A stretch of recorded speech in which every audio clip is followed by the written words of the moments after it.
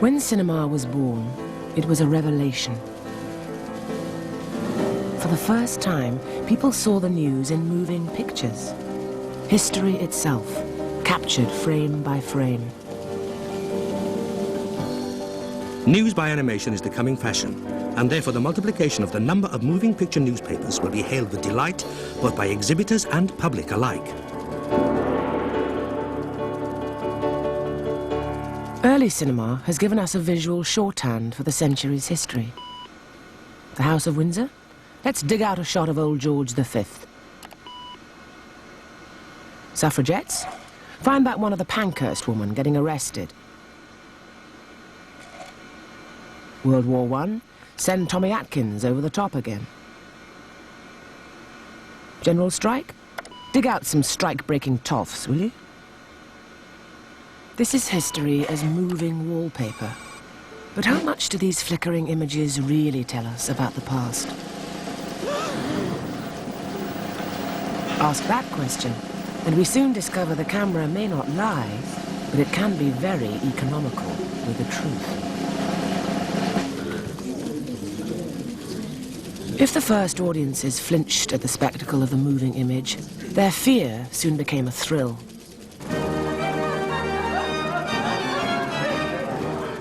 The bewildered cinema-goer did not last long. By 1902, the makers of the film Uncle Josh in the cinema were parodying the idea of the naive audience.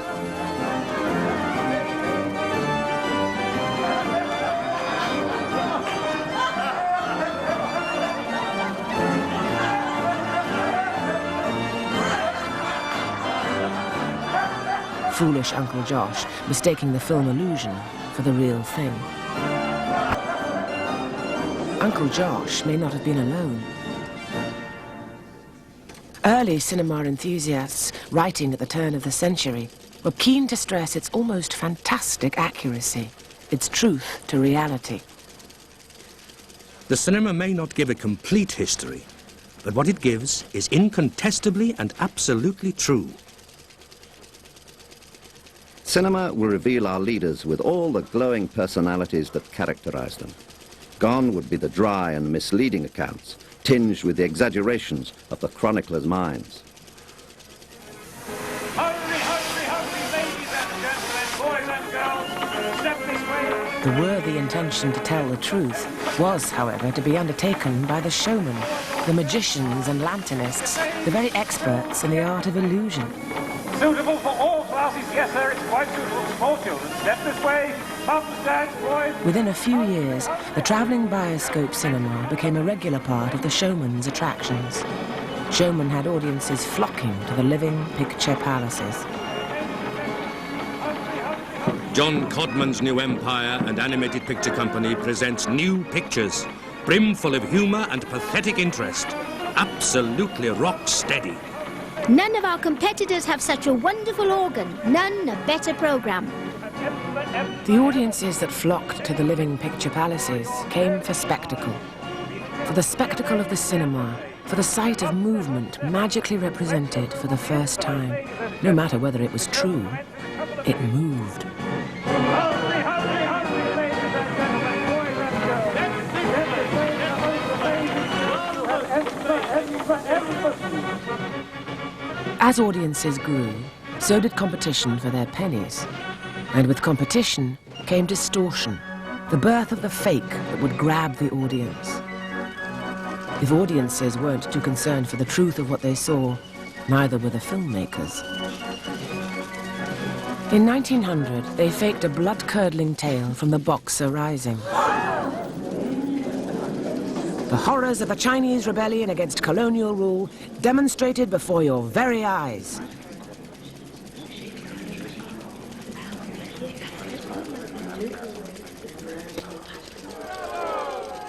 Showman Hager seized on the story of real-life killer Charles Peace and faked shots of his arrest.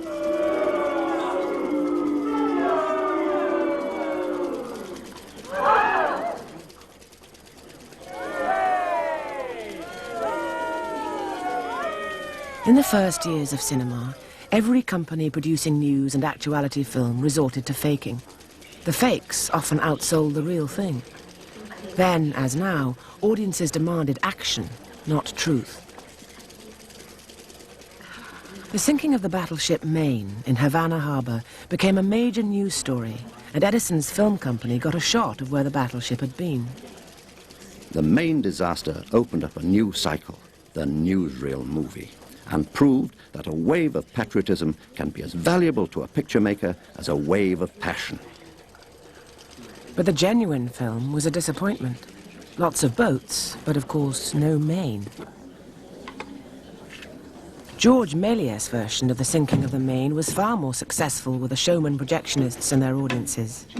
Méliès faked shots of the Maine lying on the seabed.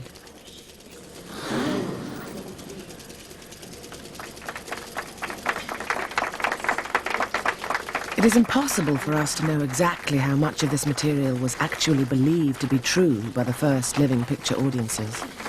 They were there to be entertained. Holding first place in the season is the living picture craze.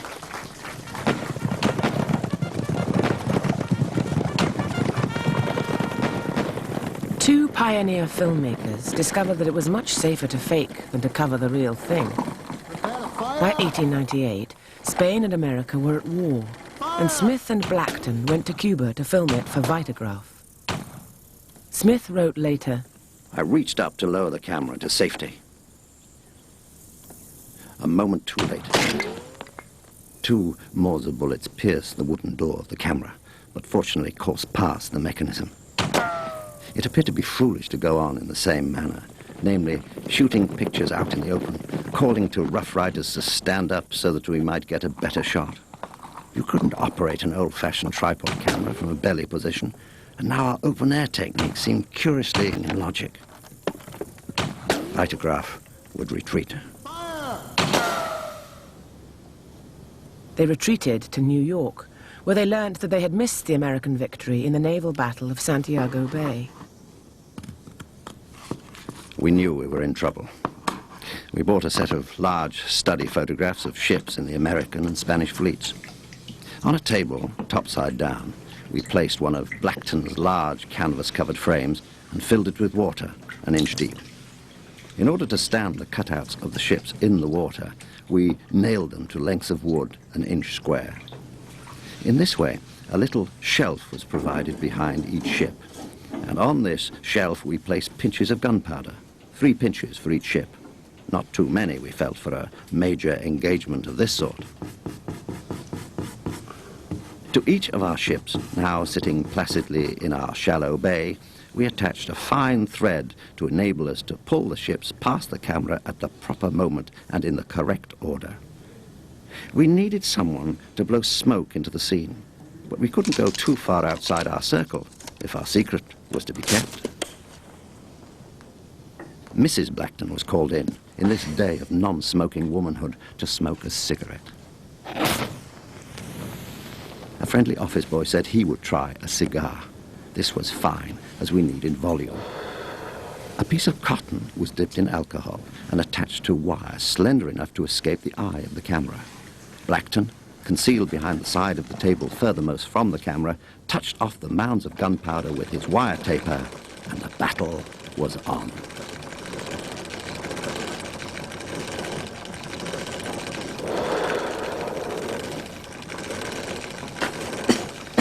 Blackton had worked out a timing arrangement with her so that she blew the smoke into the scene at approximately the moment of explosion.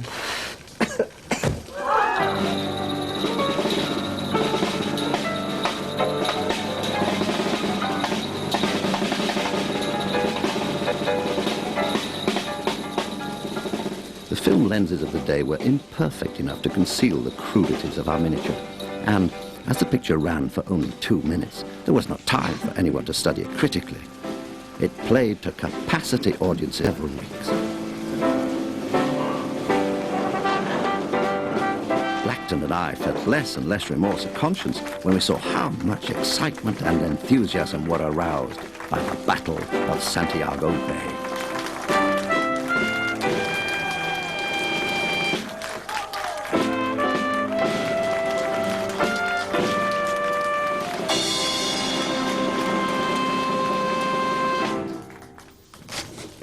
making of sports events was more difficult.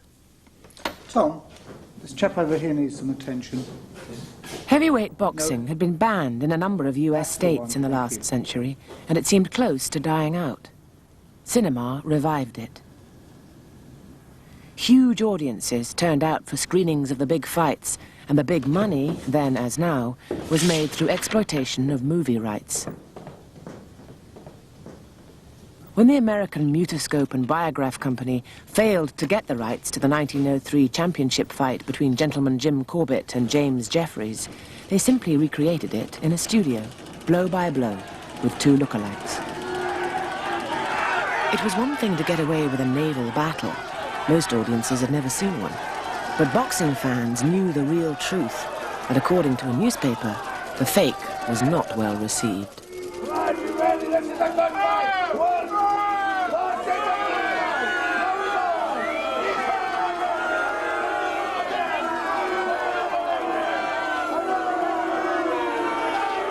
The fighters move against each other in unscientific fashion. Several patrons of the performance protested yesterday and were informed by the gentleman in charge that they were lobsters!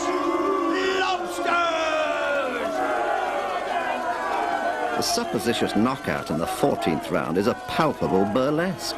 What do you expect for 10 cents? The audience's disbelief over bogus sports coverage does not seem to have extended to its attitude to news.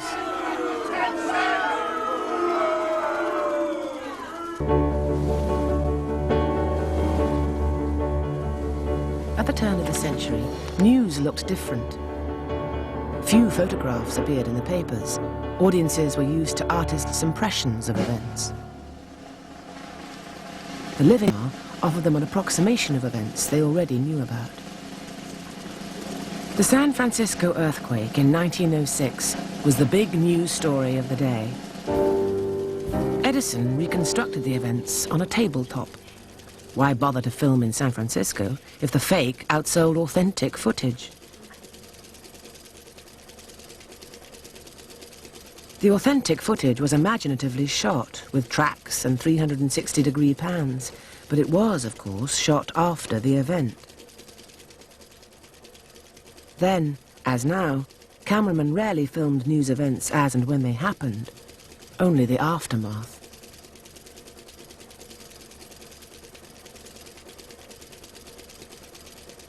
One big news story broke just before cinema was invented.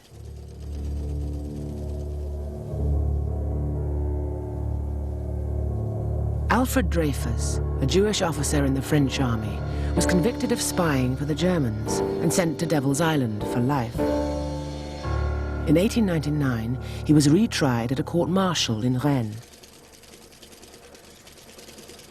Desperate for Dreyfus material, some resorted to the news cameraman's standby, the courtroom exterior. Others grabbed shots of Mrs. Dreyfus as she left after a prison visit, to the indignation of the Daily Telegraph. Photographers have pursued her without mercy. Especially obtrusive was a gentleman with a monumental outfit of material. It appears he was setting up views for a cinematograph. Another cinematographer concealed himself on a roof near the prison and got a distant shot of Dreyfus exercising in the prison yard.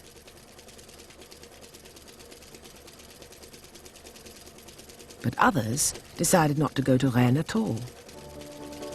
They built their own courtroom exterior and got actors to enter as witnesses.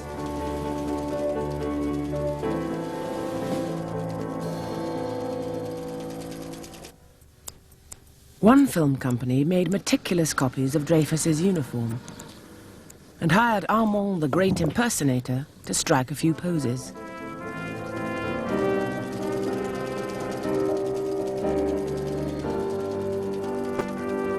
Pathé went the whole hog, casting Dreyfus and his wife and staging a fond farewell.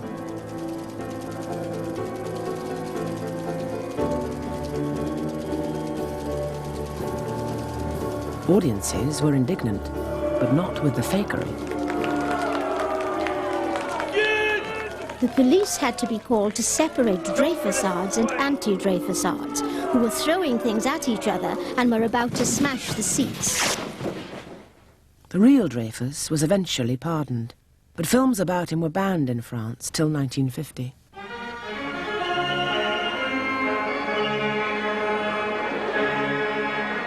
People wouldn't come into the fields to see our films anymore. To the distress of showmen and women, cinema early this century moved from the fairgrounds to semi-permanent homes in Nickelodeons and vaudeville theatres, and finally to cinemas. Rill-based Arthur Cheetham proclaimed, Only the well-informed people could appreciate the marvellousness as well as the possibility of the new invention.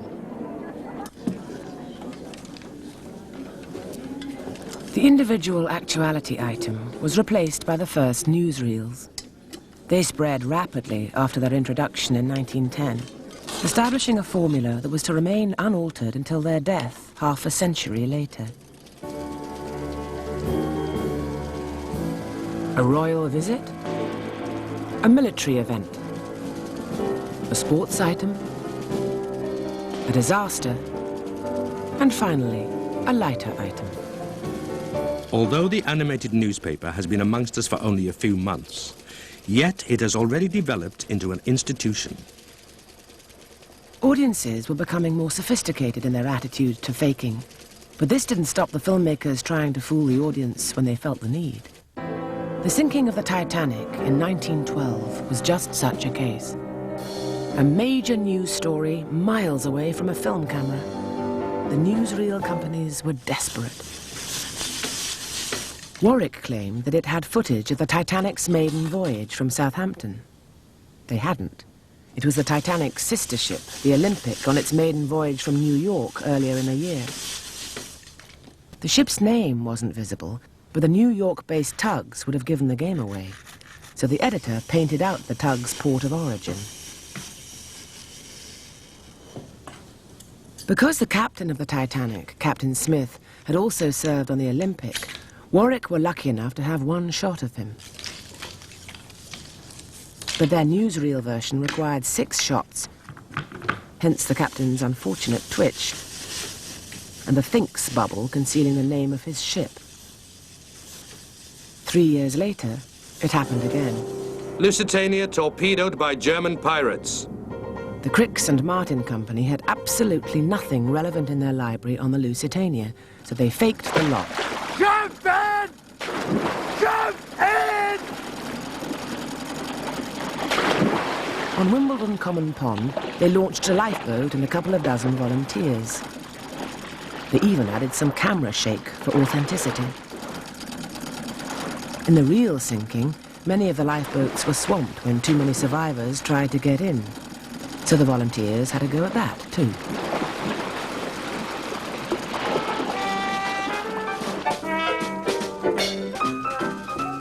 By the start of the 1920s, there were 4,000 cinemas in Britain. Up to 20 million people went to the cinema every week. Of a 2-hour entertainment programme, there would usually be 10 minutes of topicals, as the silent newsreels were called. But hardly any of it was news. A 20 send-up hit the target. We show the world as it really is. Baby show at Kidwelly.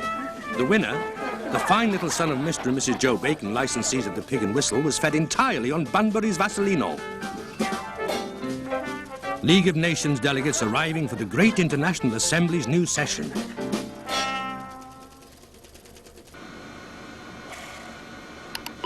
In retelling the history of this century, television turns to this living archive of people, places, events. But what are we to believe? Is this really what happened? So much of the early news films were faked, so much left out of the story that they become at best a suspect witness to history.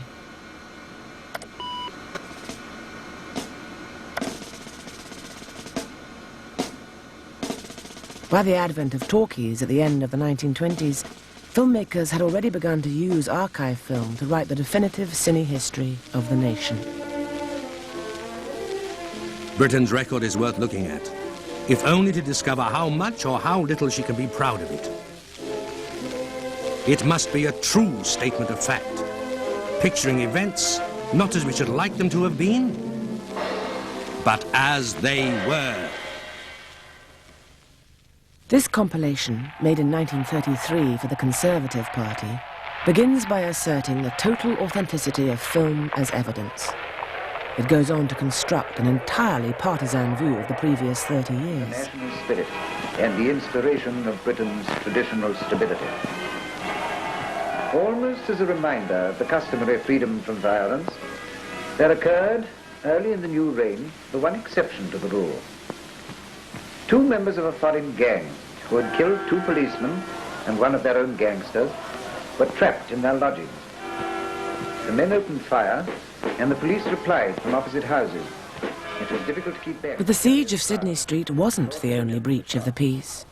In that same year, violent struggles between police and strikers in Liverpool led to 2 strikers being shot. The men were killed. Another 2 were killed by the army in Llanelli a few days That later. ended the only instance of violent gangsterism in British history.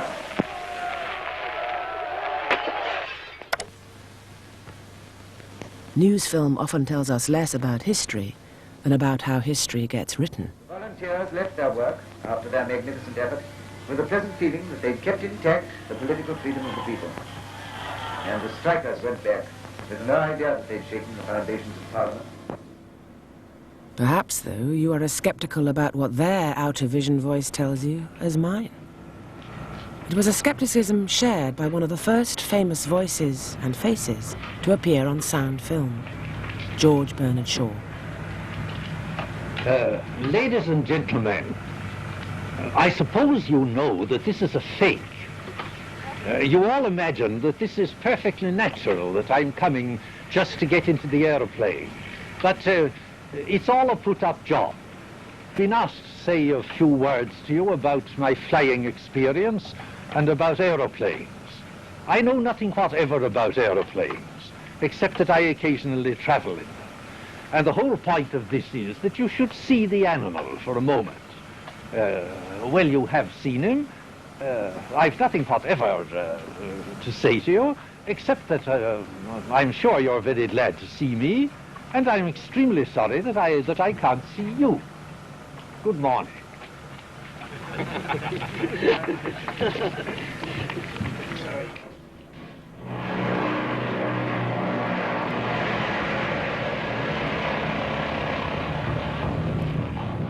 We look at the widespread faking of war footage and its use as propaganda when Real Truth continues, 7:30 next Wednesday.